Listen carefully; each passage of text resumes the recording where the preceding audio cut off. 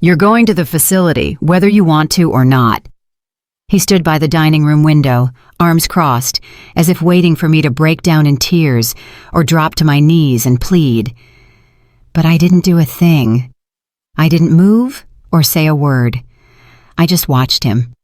I wondered silently if this was truly the son I had raised, the same one I nursed with broken, tender breasts, the one who slept clinging to my robe when he had nightmares. How does blood turn so cold? I didn't answer, not because I lacked the words, but because if I opened my mouth, my very soul would spill out. He scoffed, annoyed by my silence, and said he couldn't keep supporting me, that I was complicating his life, that his wife was tired, that this wasn't a life for anyone, as if I were a burden, an overdue bill, an old box cluttering up the living room. He told me all of it without raising his voice, with that calm that hurts worse than a scream. I could only think, what did I do to deserve this? But neither he nor anyone else has any idea what a mother keeps quiet. I walked to the kitchen as if nothing were wrong. I boiled water and brewed some coffee. My hands were shaking, not from fear, but from the immense strength it took not to cry. I sat at the table and slowly took a sip from my mug. I heard his voice from the next room, talking on the phone with someone. He said the assisted living facility had an opening, that he would take care of everything, that it would be resolved in 2 days. 2 days. That's how little I'm worth, that all it takes is 2 days to get rid of me. I clenched the rim of the mug. I remembered the years, all of them. The good, the bad, the times I ate less so he could eat more, the nights I stayed awake caring for his asthma, his fears, his own shadows. All of that, all that I was and gave, now amounted to a decision made without my voice. I knew this day was coming. Not exactly like this, not with those words, but I felt it in the way Marcus had been looking at me for months, as if I bothered him even when he breathed. I noticed it during meals when we barely spoke, in how he closed his bedroom door the moment I passed, in how his wife treated me like a guest whose stay was almost up. But that phrase was the final blow. When he walked back into the kitchen, I had finished my coffee. I asked him in a quiet voice if he wanted me to make him dinner. He looked confused. Maybe he expected a different reaction. Maybe he wished to see me on my knees, screaming, begging. But I wasn't that woman anymore. I didn't make him a thing. I went to my room, closed the door carefully, sat on the bed, and right there, in that moment, in the middle of the night that was just beginning, I decided that if anyone was going to make decisions about my life, that person was going to be me. Marcus doesn't know who I am, or who I was, or everything it cost me to get here. He conveniently forgets that I also had a life before being his mother, that I wasn't born old, or frail, or tired, that I once dreamed, that I danced in the rain, that I loved wildly, that my heart was broken, that I started over, and that I built everything he now wants to take away. He forgets that this house doesn't belong to him, that I raised this house with my own hands. I worked 30 years as the manager of a local bakery, clocking in 6 days a week just to pay for every single brick, every window pane, every flower in the yard. I only slept 4 hours a night. I never asked for anything, not even thanks. But of course, memory is selective when it's convenient. I didn't sleep that night. I lay looking at the ceiling, remembering every detail of my life. The first day I saw this lot, when it was just dirt and hope. The day I brought newborn Marcus home, wrapped in a yellow blanket. The Christmases, the laughter, the fights, the makeups, everything was stored within these walls. And now he wanted to put me in an institution, as if I were a prisoner.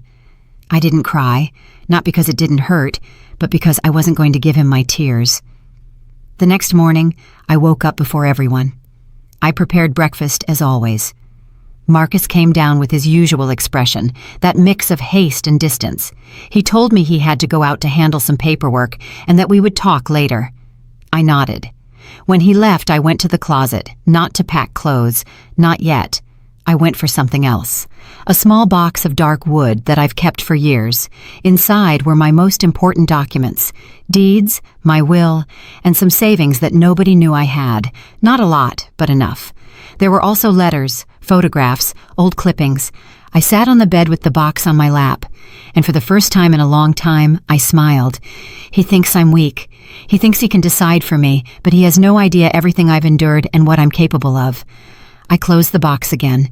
I put it back. I had to act calmly, intelligently. It wasn't time to show my hand yet, but the game had started, and this time, the one moving the pieces would be me. That night, I pretended to be tired. I went to bed early. From my room, I listened to Marcus talking to his wife. They were saying the place was nice, that it had a garden, that it was well kept, as if they were describing a resort hotel, as if a mother were a thing you put on a shelf. I pulled the blanket up to my neck, not to protect myself from the cold, but from their contempt. The idea of leaving no longer hurt. What hurt was that they believed they could decide it without me, but they would soon understand. The next week was going to change everything, and this time I would have the final word. I remember the exact day Marcus was born. It was as if the sky knew something important was about to happen. The doctor told me he took a deep breath from the very first second, as if demanding the whole world with that first cry. And I, foolish me, thought that meant strength. That meant life. I never imagined it was also a warning. From the time he was small, Marcus was a demanding child. One of those who doesn't cry from hunger, but from a whim, who isn't satisfied with what he's given, but wants what isn't his. But I, with that blind love of a first-time mother, went out of my way to please him. I worked extra hours running my alterations business to buy him the designer sneakers all the neighborhood kids wanted. I went into debt to pay for a spot at the private academy, believing that would keep him far from bad habits and poor influences. I swallowed my tears and my sleepless nights just to see him get ahead. When his father, my husband Robert, passed away, Marcus was just 15 years old. It was a hard blow for both of us, but what hurt me most wasn't the grief. It was the way Marcus began to look at me as if I suddenly knew nothing, as if he, with his voice changing and his shoulders broadening, was the man of the house, and I was merely a shadow of what he needed. "Don't cry so much, Mom. He had to die of something," he told me one night while I was still clutching Robert's pillow. From then on, things changed. He didn't consult me about anything. He went out without saying where. He spoke to me as if I were his housekeeper, his burden, his annoyance. But even so, I couldn't stop justifying him. "It's adolescence," I'd repeat to myself. "He's hurting from his father's death." And I kept preparing his favorite food. I kept washing his clothes. I kept hoping that one day he would hug me again, like when he was a child. But that hug never came back. Years passed. Marcus grew up, became a successful business executive, got a good job in the city, and moved out. I stayed in this house that we built with such sacrifice, brick by brick, when Robert was still alive. Every corner holds a story, a memory, a scar. I thought that when Marcus was well established, he would come back, not to live, but to visit, to share a cup of coffee, to care about how I was doing. But the calls became more and more sporadic, the messages non-existent, and when he did come, it was in a hurry. He barely said hello, looked at his watch, and left. But what hurt the most wasn't the coldness. It was the way he surveyed the house, like someone already measuring what they would take once the owner died. One day, without warning, he told me, "Mom, you should start thinking about selling this place. The house is getting old and you can't keep it up by yourself." He said it without looking me in the eye, as if it didn't hurt him, as if he didn't know this house was the last thing I had left of Robert, of our history, of myself. I didn't answer. I just nodded in silence and poured him more coffee. After that, the pressure began. Calls every week. "Mom, did you go to the notary yet?" "Mom, I have a friend who wants to invest in real estate." "Mom, this isn't personal. It's for your own good." And every time I hung up, I felt a part of me peel away like a flower ripped from its stem. I clung to my routine, my plants, my sewing, my walks in the neighborhood. But the shadow of his ambition was already in every corner of my house. Every time I opened a drawer, I felt like I was preparing to disappear, until one afternoon, while watering the rose bushes, I saw him arrive. His new car, his office suit, his expensive cologne, and his hard face. I've already spoken to Attorney Sterling. Mom, if you don't sign the papers, I'll be forced to take other measures. This house is coming to me, whether you like it or not. That's when something broke, but not in me, in him. Because while he was saying that, I didn't cry. I didn't get upset. I just watched him. And in that silence, I think for the first time, he understood that he no longer had power over me, that the Thelma he thought was fragile no longer existed. That night, I locked myself in my room. I pulled out the ledger where I keep track of every expense I've had since Robert died. How much did Marcus's education cost? How much did I invest in the house? How many times did I give up buying something for myself to give it to him? Every figure was a wound, every number a betrayal. And in that early morning, I understood something that hurt more than everything else. My son didn't love me. He just needed me to die so he could inherit. Then I made a decision. I was not going to give him anything. Not a wall, not a chair, not a flower pot. The next morning, I went to the market. I walked the streets as always, but with new eyes, as if every step was part of a secret plan that was only just beginning to be born. I saw Ms. Evelyn Reed, the retired notary public. I greeted her and asked, "Are you still doing estate work?" She looked at me with surprise and then respect. "For you, Thelma? Of course I am." That's where my preparation began. I gathered documents, property titles, and payment receipts. I found records, deeds, even the old letter where Robert stated that the house would always be mine, unconditionally. Weeks passed. Marcus didn't call. All the better. I also kept quiet, because sometimes the greatest act of rebellion is to say nothing at all. Until a month later, he returned with his arrogant tone, with his urgency. "Mom, I've made the decision for you. You're going to the facility whether you want to or not." That's when I knew it. It wasn't just ambition, it was contempt. And that was the final straw. I came home that afternoon with a tight throat, as if I'd swallowed a rock and couldn't ever get it out. There was something in the air, something that wasn't new, but that had become denser, more evident, like a fog that no longer bothered to hide. It was the contempt, Marcus's contempt, my own son's. I felt it in the plates he left on the table without clearing, in the way his voice rose in tone every time he spoke to me, in the way he avoided looking me in the eye, as if I were nothing more than another object in the house. And that night was different because he didn't yell, he didn't throw anything on the floor, he didn't insult me directly. It was worse. He simply sat across from me in the dining room while I finished serving dinner. He looked at me in silence with a calm that froze my blood. "I've already spoken to Mr. Dawson," he said suddenly, cutting his meat without looking up. "Everything is ready. This house will be in my name, and you're going to the facility, whether you want to or not." I didn't respond. Not a sigh, not a tear. I took my napkin and placed it on my lap, with the same slow movements as always. I felt something inside me shrink, as if my soul were shriveling up in fear, but I didn't say anything because, in that silence, I was also deciding something. I didn't sleep that night. I walked the hallway from one end to the other. Shadows stretched along the walls as if the house itself were watching me. How did we get here? I wondered when my son had turned into someone capable of looking at his mother as if she were a nuisance. But questions were no longer enough. The next day, I started doing something I hadn't done in years: writing. I took an old notebook and began jotting down dates, names, facts, as if my life were a file that needed to be scrutinized.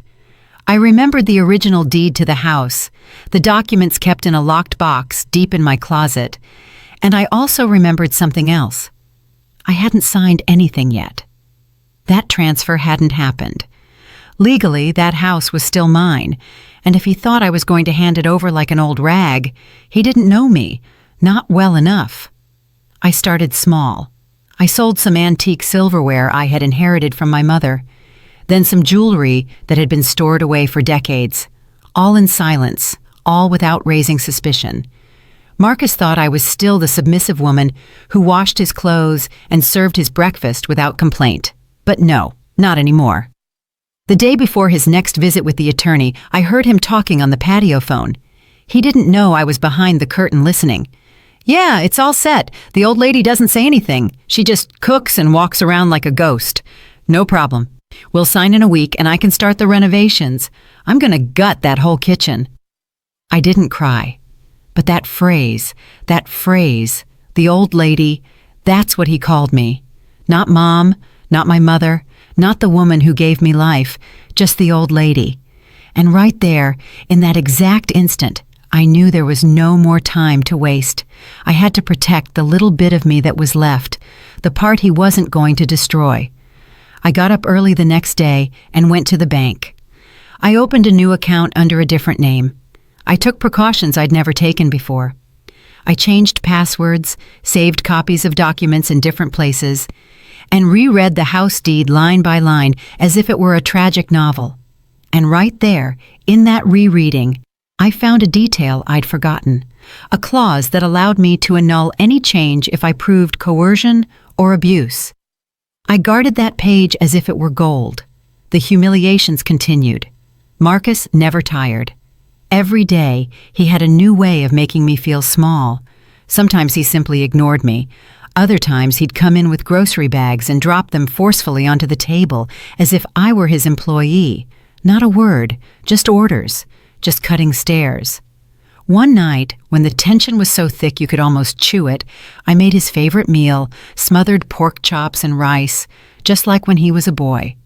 I thought, with my lingering naivety, that by tasting it, he would remember something, some happy moment, some laughter, some hug from the days when he was still a child, with small hands seeking refuge in my skirt. But no, he took a spoonful, tasted it once, and said with disdain, "This is bland, just like you." I froze, not because of the phrase, but because in his tone, there wasn't even anger anymore. It was total, absolute indifference, as if I no longer existed. And that's when I decided I couldn't keep going through this alone. I thought of someone, the only person who always spoke to me with kindness when we ran into each other at the market, even though it had been years since we sat down to talk. Serena Hayes, the neighbor down the street, the one who took care of her sick mother until her last breath, the one who offered me help more than once when she saw me carrying bags alone. We weren't intimate, but there was a light in her that made me feel that there was still something good left in this world. I went to find her. I walked to her house with my heart in my throat, and when she opened the door, with her hair pulled back and her apron covered in flour, I simply said, "I need to talk, and I don't know who else to turn to." She let me in without asking anything. I sat in her kitchen, which smelled of freshly baked bread, and I let everything out, every word, every invisible blow, every night of silence, every gesture of contempt. Serena listened without interrupting. She didn't offer cheap comfort. She just took my hand when I finished and said something that still echoes in my memory. "You're not alone, and you don't have to give your life to someone who doesn't value it." That day, something shifted in me. I returned home a different person. I no longer walked with my back hunched or my shoulders slumped. I felt as if, for the first time in a long time, I had a plan. A real one, my own. And Marcus noticed it. He looked at me with narrowed eyes, as if he suspected something, but he didn't say anything. He just frowned and went back to checking his phone. I, on the other hand, smiled, because I knew his time was running out and mine was just beginning. Serena kept her word. She didn't just listen that first time. She began visiting me frequently, quietly, as if she knew that any whisper in this house could turn into dynamite. She brought me homemade bread. Sometimes she just sat with me on the patio watching the leaves fall, and little by little, she became a constant presence, a companionship that didn't require many words. Her way of just being there was a relief amidst so much shadow. One afternoon, while we were preparing some strong black coffee together, she looked at me with those tranquil eyes and said something that startled me. "Thelma, if you decide to leave, I'll help you go anywhere. You don't need to tell me when, just tell me you're going to do it." I didn't answer immediately. I just watched the steam rise from the pot as if it held my thoughts, but inside, something was igniting. For the first time, I felt like I could not only escape, but that I could start over. That night, in my room, I opened the drawer where I kept my important papers. I pulled out the deed to the house and looked at it for a long time. There was my name in black ink. Thelma Price. It was mine. Everything was still in order. I hadn't yielded anything. Not yet. And I wouldn't. I began gathering everything I would need to disappear. Documents, some money that I took out slowly without raising suspicion, my birth certificate, bank books, an old gold chain that belonged to my grandmother. I hid everything in an empty cookie tin that I kept under a false bottom in the dresser. No one would know. In the meantime, I played the part. I kept setting the table as usual, cooking without enthusiasm, but without mistakes. Marcus seemed distracted, more preoccupied with his calls, with his investment plans, with the renovations he was already imagining for a house that wasn't yet his. But I began to notice a disturbing detail. He was checking up on me. Sometimes he would come into my room without warning, with the excuse of looking for a pen or asking if I had seen his keys. He would stay a few seconds longer than necessary, as if inspecting something. His eyes swept over the drawers, the shelves. He was looking for evidence.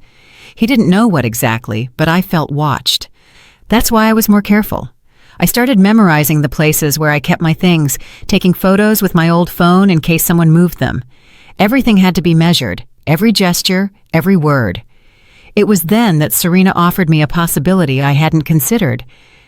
My cousin lives near Asheville, North Carolina. She has a small, quiet place. She doesn't ask too many questions. Could you start there?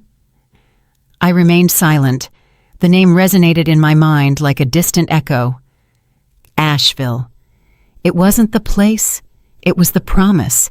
A new atmosphere, a new Thelma. And how would I get there? I asked softly.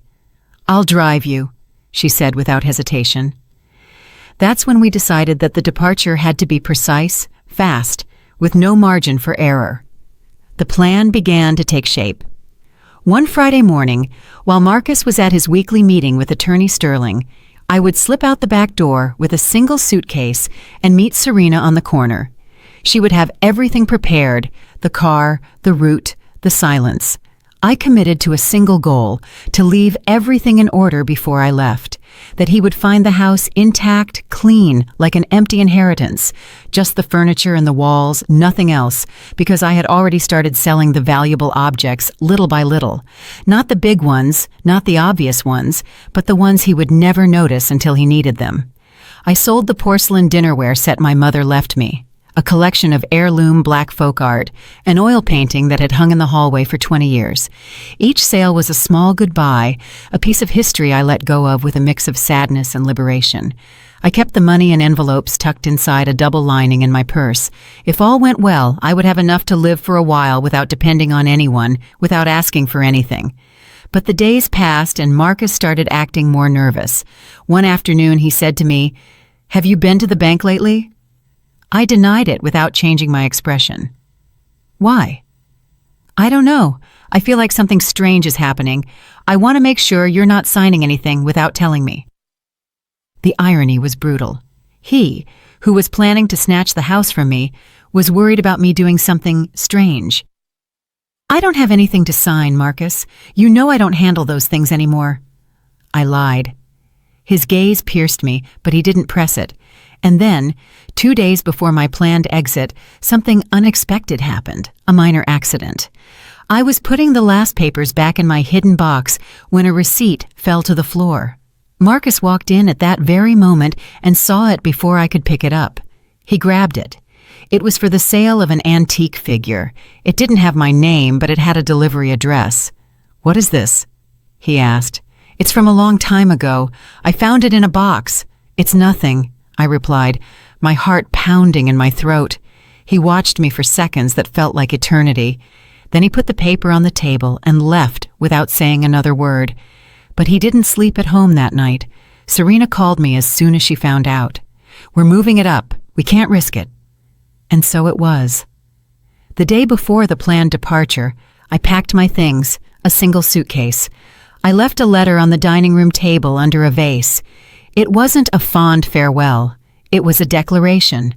I explained that the house wasn't his, that I hadn't signed anything, that he no longer had my permission or my silence. Everything you destroyed in this house, I wrote, can't be fixed with new walls. And now that I'm leaving, you will finally understand. A mother's presence is worth more than any money. That was my final sentence. I didn't sign with love. I just put my name, Thelma Price. When Serena came for me, I didn't cry. I closed the door firmly. I didn't look back. The sky was covered with thick clouds, but I felt something like the sun on my skin. Freedom. We drove away in her car without music. The road was long, but for the first time in years, I didn't care where I was going.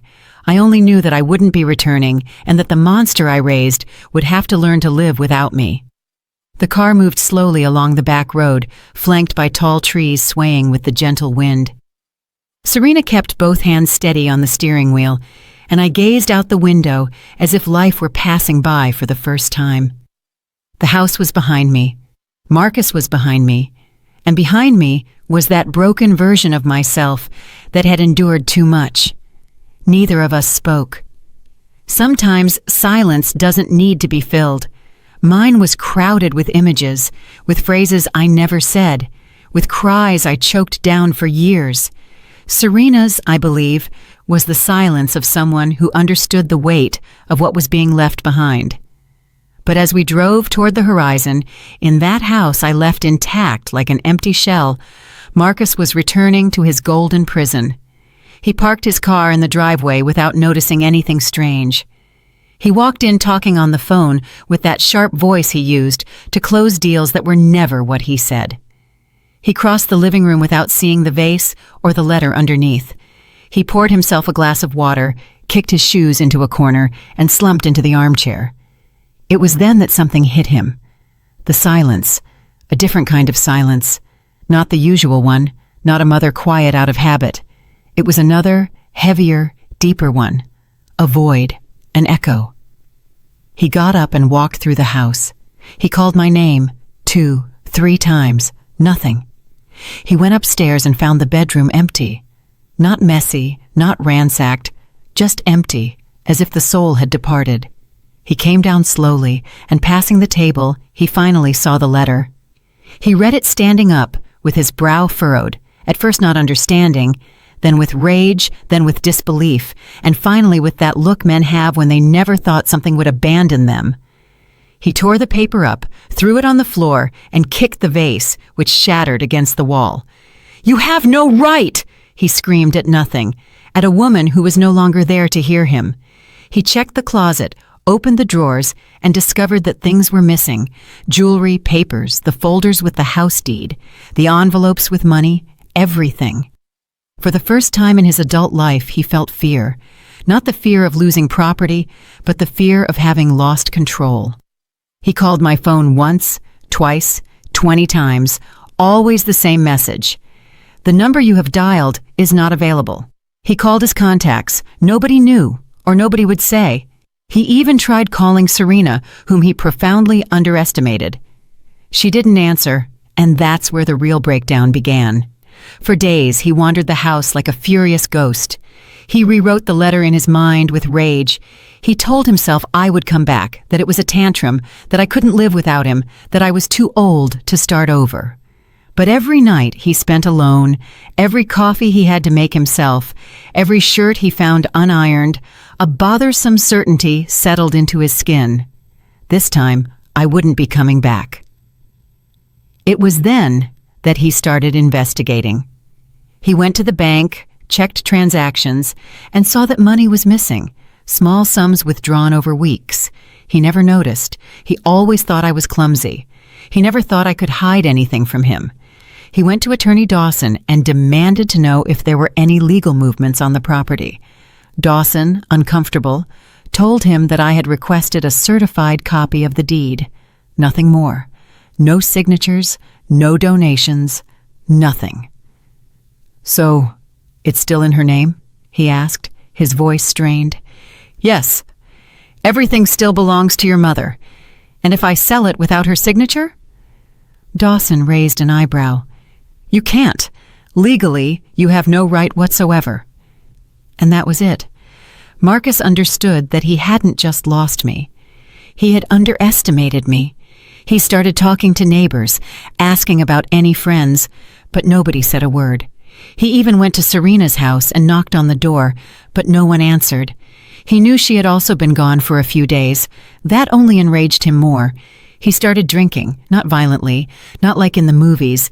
He did it in silence, sitting in front of the television, which was tuned to channels he wasn't watching. Bottles emptied without a sound, food without flavor, days without purpose. And in that abyss, he began to look at the house with different eyes. At first it was his trophy, his early inheritance. But now it was a prison with walls that reminded him that he didn't know how to wash clothes or cook or sleep without someone turning down the volume of the television. One morning, he woke up and found the living room covered in dust. He realized the refrigerator was empty, there was no coffee left, the bathroom smelled stale, and then he burst into tears. Not a childish cry, not a noisy one. It was a low, almost shameful cry, a whimper between clenched teeth, because for the first time he felt what he never imagined feeling, abandonment. And that was the real revenge, not the papers, not the money, not the letter, but the absence, mine. That mother who was always there, even when he didn't deserve company, the one who endured contempt disguised as jokes, orders disguised as advice, coldness disguised as care. I hadn't abandoned the house. I had abandoned the weight. I had let go of my executioner, and that disarmed him inside, because no matter how much he screamed, how angry he got, how much he sought revenge, he couldn't force me to come back. And every night, as he locked up with the lights off and the television talking to itself, he understood a little more the final sentence of my letter: a mother's presence is worth more than any money. And that presence was no longer his. We arrived at the town's entrance as the sky began to be stained with deep orange. It wasn't a tourist spot or full of charm. It was quiet, silent, just enough for a broken woman like me to learn to breathe again.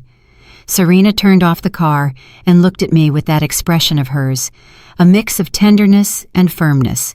She didn't say anything. She let me take my time. I got out slowly. My legs were shaking, not from weakness, but because every step was a decision. Every step was an act of rebellion against years of emotional subjugation. I crossed the threshold of the small one-story house we had rented from a distance. It had no luxuries, but it had no ghosts either. That's what I needed. The air inside smelled of old wood and recent cleaning. The windows were open, letting in the murmur of the wind. I stepped onto the floor like someone stepping onto solid ground after a shipwreck. I sat in the single dining room chair and let out a low, unexpected, almost hysterical laugh. Serena poured me a glass of water. She sat across from me. "You're here," she said, as if it were an Olympic achievement. And it was. "Yes," I replied. "I'm here." I didn't sleep that night, not because I was uncomfortable, but because my body didn't know what to do with so much silence. There were no footsteps in the hallway, no passive-aggressive messages, no judgmental stares, just the night and me. And that was my first free night of insomnia. The following days were clumsy. Learning to live without fear takes time. The first few times I went to the market, I walked around looking at everyone as if they were danger in disguise.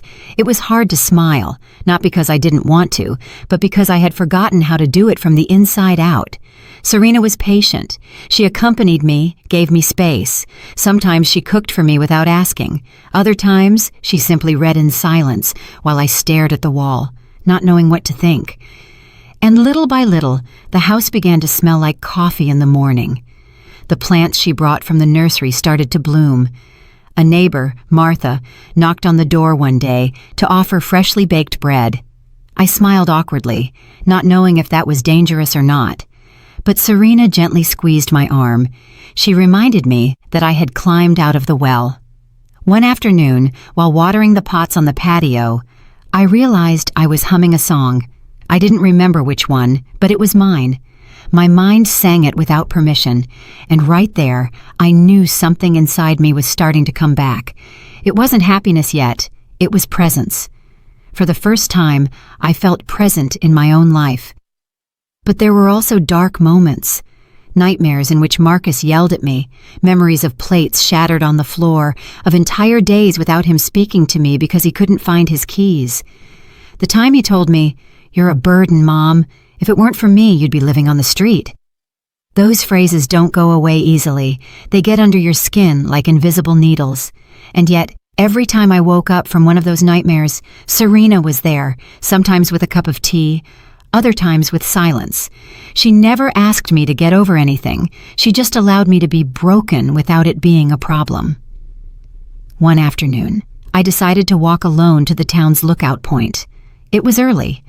The sun was just peeking out, and the air had that scent of wet earth that always made me feel alive. I climbed without haste, step by step. I felt every muscle, every breath, as if my body were rebuilding itself. From the top, I saw the world with different eyes. Thelma Price was no longer the woman who asked permission to exist. Now, she was someone who had chosen to disappear from where she wasn't loved. I didn't regret it. I thought about selling the house, using that money to travel, to live peacefully with Serena, to give myself the years he never let me have. And I would do it because it was mine, because for the first time, everything I had, my body, my decisions, my affections, was also mine. And at that instant, the wind blew hard, as if life itself were whispering to me. "You are exactly where you need to be." It wasn't revenge, it wasn't punishment, it was emotional justice. Marcus would learn, if he wanted to, that a mother isn't eternal, that you can't stomp on a heart and expect it to keep beating for you. I no longer beat for him, I beat for me. Marcus didn't know when he began to feel that the house no longer belonged to him. At first he pretended it was temporary. He told himself I was overreacting, that I needed time to calm down, that I would come back as soon as I got over my foolishness. But as the days passed and I didn't return, the silence began to multiply in the corners. It was no longer simply an absence. It was a sentence. The kitchen woke up cold. There was no smell of coffee. No one opened the windows. Dust began to settle like a guest who knew he wouldn't be expelled. The house, without my presence, became inhospitable to him, and for Marcus, that was incomprehensible. Because all his life, he had seen me as a useful piece of furniture, an extension of the house, a kind of entity without will that served without question. He didn't understand that the soul of that home was me, and that when I left, I took it with me. Serena watched me in silence every morning. She knew that something inside me was reordering itself. We didn't talk much about Marcus, but we both knew he was trying to track my shadow. He did it through missed calls, messages I never answered, and rumors that reached me like distant echoes. He had gone to the bank, to the notary, even to a distant cousin's house, hoping someone knew about me. But I remained invisible, not out of fear, but out of dignity. One random afternoon while walking with Serena through the local market, I saw an indoor plant I had always liked, an intertwined ivy with strong green leaves. I bought it without thinking. When we got home, I placed it on a shelf by the window where the sun hit it in the morning. I surprised myself talking to it as I arranged it. "You're going to be fine here. I am too." That night, I dreamed of Marcus, but he wasn't the rude, authoritarian man who yelled that I was ruining everything. He was a child. He was crying in an empty bedroom, surrounded by broken toys, asking why I had left him. I woke up with a mix of guilt and liberation, because even though I had left him alone, it was also true that he had left me alone for years. The days followed, and with them came more news of his deterioration. A mutual acquaintance, the husband of a neighbor who still kept in touch with him, told me that Marcus no longer went to work, that he lived locked up, bad-tempered, yelling on the phone at anyone who dared to mention me, that he had started drinking, that once they even found him asleep on the couch, surrounded by bottles with the television on, playing a cooking show, the same one I used to watch every afternoon. His arrogance had begun to crumble. Without me, he had no one to blame for his frustration. There was no one to demand solutions from. There was no one to humiliate to feel bigger. And for the first time, he had to inhabit himself. And he didn't know how. I received a handwritten letter. It had no return address, but I recognized the handwriting. It was from him. A clumsy attempt at an apology, mixed with pleas and manipulation disguised as concern. He said things like, "I don't understand why you did it this way. We could have talked about it. I'm suffering too." Not a single line said, "I mistreated you. I invalidated you. I hurt you." Not a hint of true introspection, just a chain of phrases designed to make me revolve back into his orbit. I tore the letter into small pieces. I burned it in the sink and watched the ashes dissolve into the air. It was the first time in years that I felt true relief. I didn't need his approval or his forgiveness. He had no power over me, not even with his words. Meanwhile, the sale of the house was progressing. The real estate agent, a kind man in his 50s, asked me several times if I was sure that it was a valuable property, that I could rent it out, that I could come back someday. But every time I thought about it, a single image came to mind. Me, hunched in a corner, listening to Marcus yell as he broke plates and said that nobody lived for free. That house was no longer a home. It was a wound with a roof. I decided to sell it. I made the decision without ceremony. I simply signed the papers and asked for all the money to be transferred to a new account with no access by anyone but me. Serena accompanied me to the bank. She didn't say anything, but she held my hand while we waited. That simple gesture gave me more strength than 1,000 speeches. With that money, I didn't plan to buy another house. I didn't need possessions. I planned to live, to visit the places I always dreamed of and never could. Maybe Italy, maybe Oaxaca. I wanted to learn to dance, to swim without fear. I wanted to laugh without asking permission, but above all, I wanted Marcus to know that I had sold everything, that nothing was left, that the house he thought he would inherit now belonged to another family, that every tile, every door, every piece of furniture was no longer his because he never cared for them, because he believed that deserving was enough. They told me that when he found out, he went crazy, that he went to the house to try to stop everything, but it was already empty. The new owners had painted the walls, thrown out the old furniture. There was no trace of my life left there, and he, standing in the middle of the yard, shouted my name like an angry child whose toy had been taken away. He called my phone, but I had already changed my number. He wrote emails that were never delivered. He searched for me as one searches for a ghost, because that's what I was to him now. A phantom who had left, taking the very air with her. One evening, Serena prepared a special dinner for me. There were shrimp and grits, homemade bread, and a sweet wine. We toasted to what was lost, to what I would never carry again, to what I had finally released. That night, as I listened to her talk about her plans to open a small embroidery workshop, I thought that perhaps not everything broken had to hurt. Some cracks were paths to the light. Marcus would keep searching for me, not because he loved me, but because he didn't know how to live without someone to dominate. And I was no longer willing to be that for anyone. I had never felt the air so light as I did that morning in Savannah, Georgia. I woke up without a start, without that pressure in my chest that had accompanied me for years. For the first time in a long time, I didn't hear voices demanding things from me. I didn't feel heavy footsteps in the hallway. I wasn't afraid to open my eyes. I opened the window and let the sun brush my face.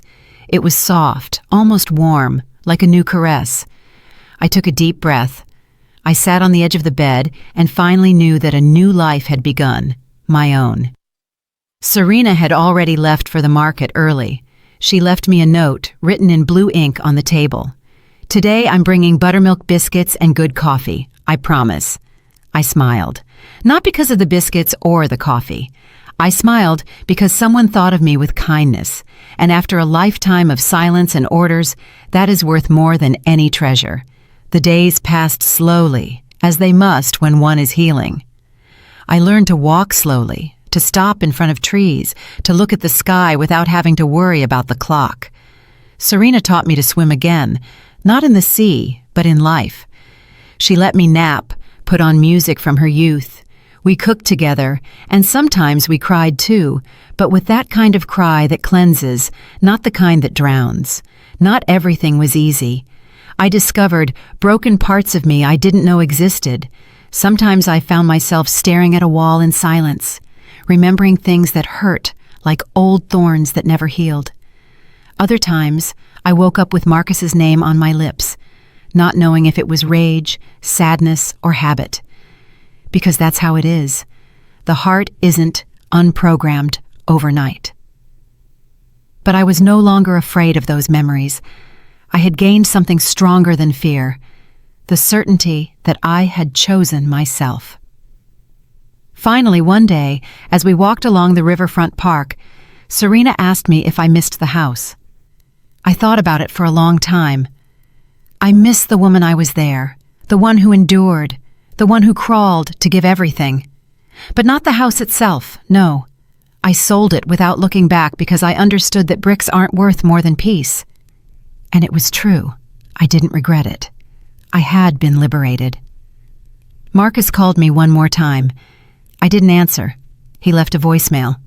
His tone was cold, but disguised as courtesy. "Mother, we should talk. There are things that aren't clear." I didn't respond. Because yes, everything was clear, perfectly clear. He wanted to know how much money I had left. He wanted to make sure he wasn't completely left out of the will. He wanted to see if he could still control something. But I was no longer the same woman who once cried over his threat of the facility. I now slept with the doors open, walked without looking back, and every time I had coffee with Serena on the terrace, every time I felt the wind play with my gray hair, I knew I was exactly where I needed to be.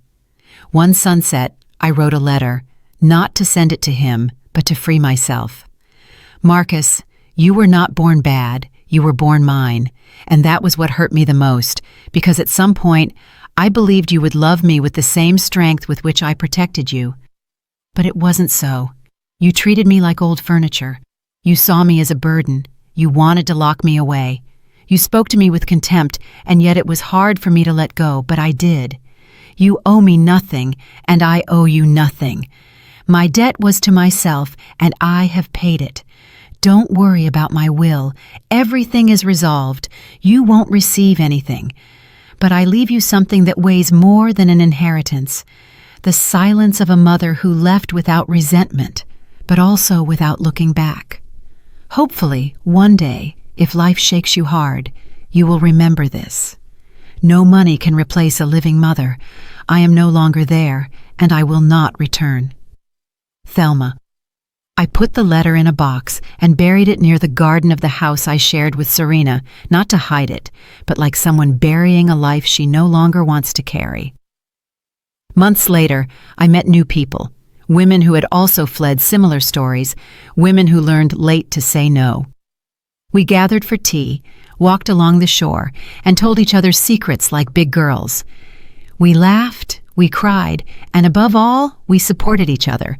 One of them, Estelle, told me one afternoon, "Thelma, you are brave." I laughed. "No, Estelle, I'm just tired of not being." And she was right. I didn't become rich or famous. I didn't open a foundation. I didn't write books. I didn't do anything extraordinary, except the most difficult thing, to live without guilt. I learned to dance alone, to eat without hurry, to look in the mirror without searching for flaws, to listen to my own voice and trust it, to sleep with a calm heart. And at my age, that is a revolution. I no longer wonder what would have happened if Marcus had loved me differently, because I understood that love, if begged for, becomes a prison. Today, I walk lightly. Today, I am not afraid. Today, I know that I was a mother, but I am also a woman, and above all, I am free, because one day I was forced to choose between the facility and obedience, and I, without saying a word, chose silence, and then chose life. I sold everything, not for revenge, but to remind him and myself that a mother's presence is worth more than any money. And if he ever hears my name, let it not be for what I gave, but for what I was no longer willing to lose. Thelma Price, woman, mother, and now owner of herself. Did you like my story? If you listened till the end, drop a 1 in the comments. If you enjoyed it, you can support me by liking the video and sending a small tip. I've got lots of other life stories like this on my channel, so make sure to subscribe and check them out. I've added 2 new stories on screen that everyone loves. Thanks for being here. See you in the next one with love.